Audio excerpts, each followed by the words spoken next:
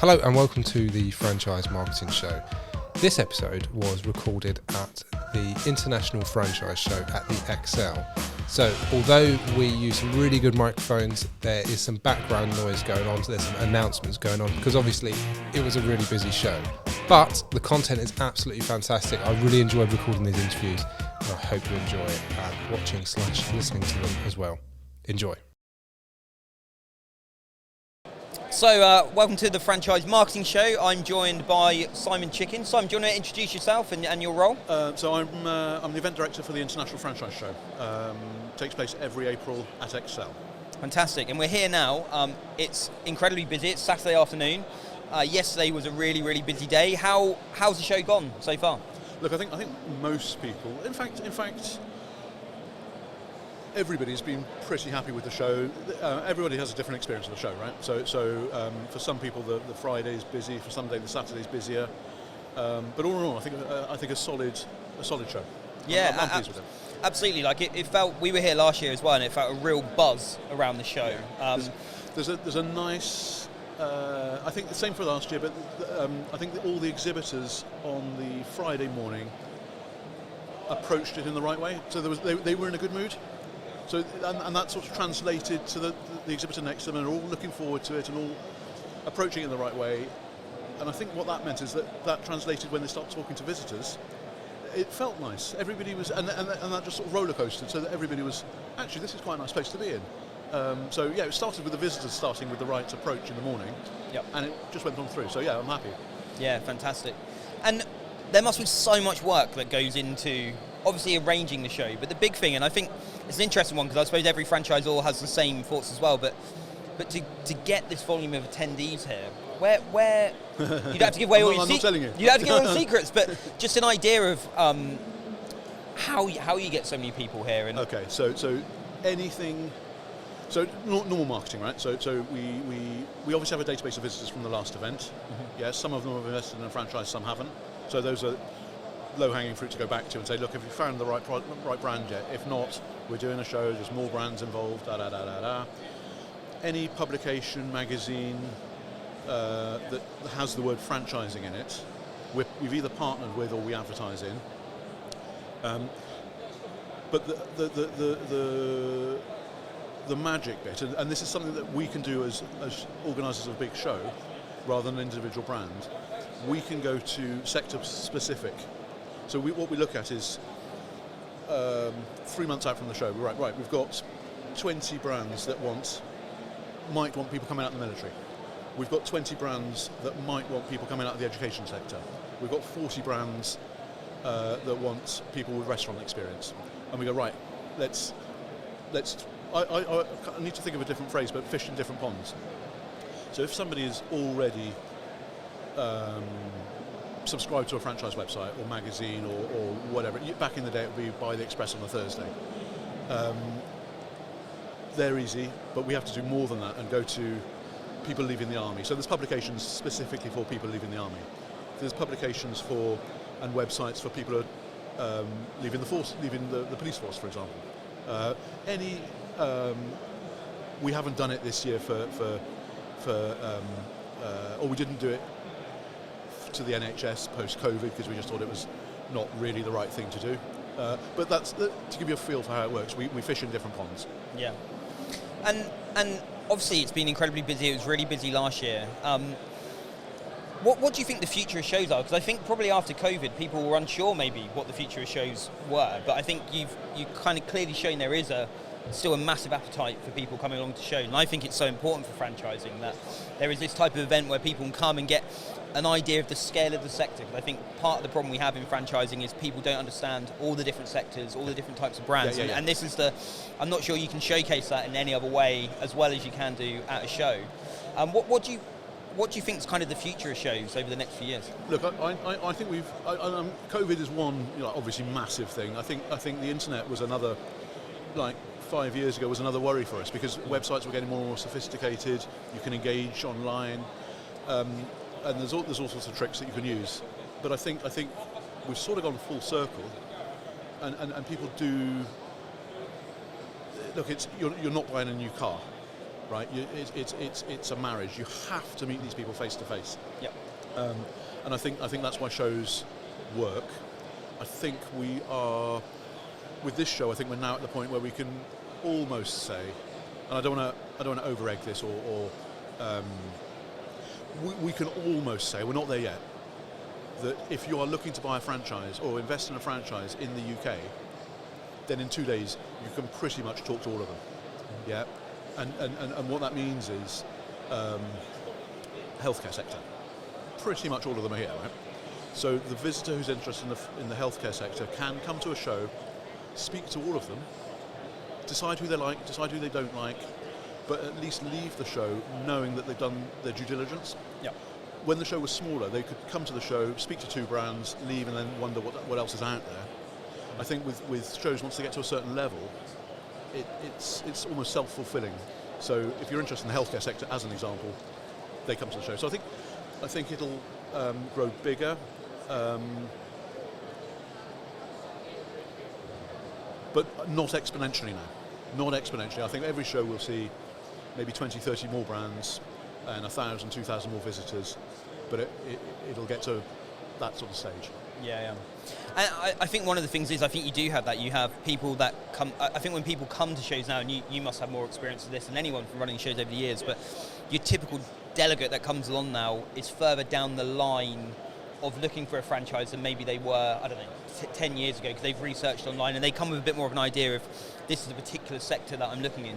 Is that how you kind of see delegates? I'd hope so. And listen, remember, I don't speak to the visitors. Yeah. I just don't. But this is what exhibitors tell me, is that over the years, yes, and that's not just the show. That's franchising in general. Okay, so I always think of us in the franchise world as being 5-10 years behind the Americans, and I think it's now 2 or 3 years behind. We're not. People understand franchising. It had a reputation when we first launched this show. It wasn't a dirty word, but it was. People were suspicious. Yep. But I think, and this is credit to the BFA actually. This is credit to the BFA. I think when 5 years ago, if I met somebody in a pub and explained what I do for a living, I'd have to explain franchising. I don't really have to do that very often anymore. Yeah, well done. It's really encouraging to hear that, and I agree. I think that's right. Yeah, and I think the other thing that I really like, and I think this is why shows are important actually. And the IFA. I think why shows are important is that you do have people come here for, they're looking at a specific sector. But I think what you actually have here, you've got a few different, so you've got lots of master license franchise opportunities, which I think a lot of people who don't know franchising like we do wouldn't know you've got the ability to become a master franchisee. You've also now got the children's activities area as well, which are not necessarily always represented a lot at these types of events. Which is a great example of fishing in different ponds. So for that pavilion, for the children's activity franchise pavilion, we went to mums.net, we went to all the websites and magazines that specialise in perhaps people returning to work. So that was another angle for us to find new visitors. So, yeah, fantastic. I've got a few quick fire questions, if that's all right. Go. Simon? Go on. What was your introduction to franchising? Tom Portese, who runs the New York City show, wanted somebody to run their Franchise Expo lead generation website. Some of you might remember Roy Seaman. He was running at the time. And we took it over. We made a load of money. We're running a business show. We saw the franchise market and thought we'd launch a show. So that's how it started. I'll go no further into it than that. But, and before that, what was your? Because I think this is kind of what we're talking about. Maybe the awareness of what people know about What was your awareness of franchising before being introduced to it in that way? Zero. Honestly. Yeah. No, it doesn't surprise me. I think I was similar, really. Possibly a tricky question, because I know you've got lots of different brands here, but if you were going to become a franchisee of any brand, what would it be? You could say a sector, if not a brand, if that's easier. Look, I think the care sector, full stop. I would go into, I think that's so I think that sector solves an awful lot of problems, and I think it's a sector, and I don't think those problems are going away anytime soon. Yeah. So there's some brands out there that and there's a couple of brands in that sector that I really respect, genuinely respect them. Yeah. For what they do. You're not the first person to say the care sector, so I think it's clearly a key one. What do you most do? And I think definitely over the last 2 days, this feels like as much, and it's a big part of these events as well. The actual franchise community kind of coming together. What do you like most about being part of the franchise community? I genuinely love it. I like the fact, and you can see it at the show, two companies in a similar sector who you think would be mortal enemies are having a beer after the show. They are talking to potential candidates, and where they're not quite right for one brand, they are passing them over to somebody who might be more suitable. I love the fact that during COVID, like, everybody was doing whatever they could to try and make life easier. I think people think of themselves let's use care. I think people think of themselves as being in the care sector, but I also think they think of themselves in the franchising sector.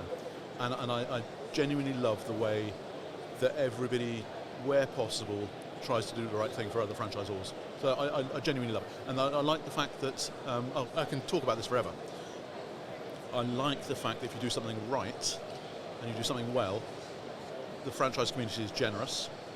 And I respect the fact that if you do it wrong, because then the same thing happens. But it's an open, well, I say open.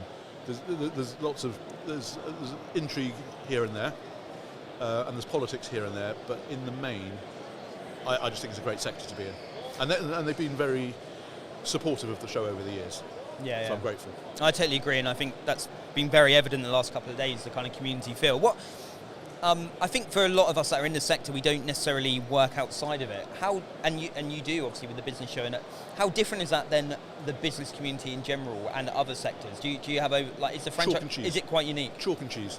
The only like general business, we run the business show as well. That is brutal. I mean, they if you put one printer next to another printer, they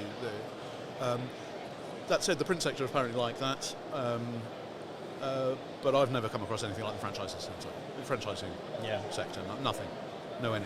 No, I totally agree.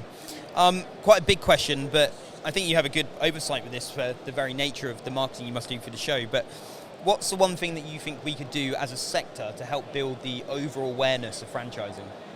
Whoa. It's a massive question. Whoa. I know. Whoa. It could be a little thing. It could be one small thing. I say keep going. I think